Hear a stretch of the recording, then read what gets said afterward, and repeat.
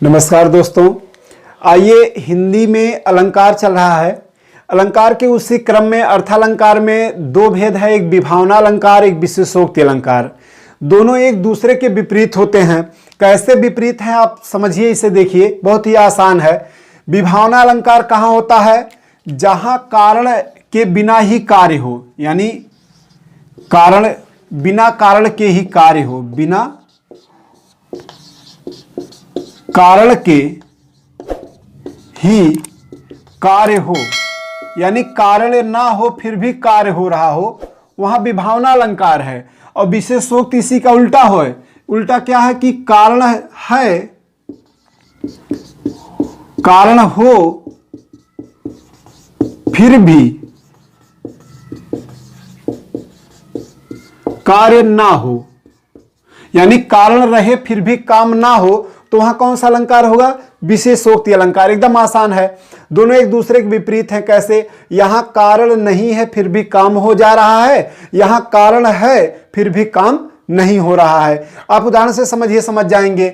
विभावना अलंकार का उदाहरण जैसे आप परीक्षाओं में पाते होंगे, तुलसीदास ने लिखा कि बिनु पद चले सुने बिनु काना, कर बिन कर्म करे विधिनाना, आनन रहित सकल रस भोगी, बिनु बानी वक्ता बड़ जोगी।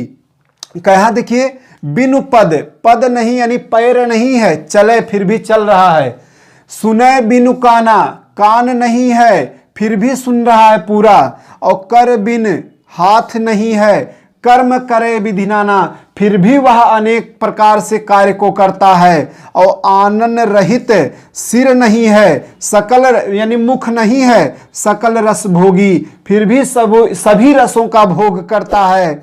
और बिन बानी, वाणी नहीं है, वक्ता बड़ जोगी, फिर भी वह संसार का सबसे बड़ा वक्ता है। यानी यहाँ कारण नहीं है फिर भी कार्य हो रहा है, इसलिए कौन सा अलंकार होगा? विभावना अलंकार। और एक उदाहरण लिखा गया जैसे, नाच अचानक ही उठे बिन पावस के मोर, यानी मोर कब नाचते हैं? जब वर्षा ऋतु हो, लेकिन बिन पावस, पावस माने वर्षा ऋतु, पावस माने होता है वर्षा ऋतु।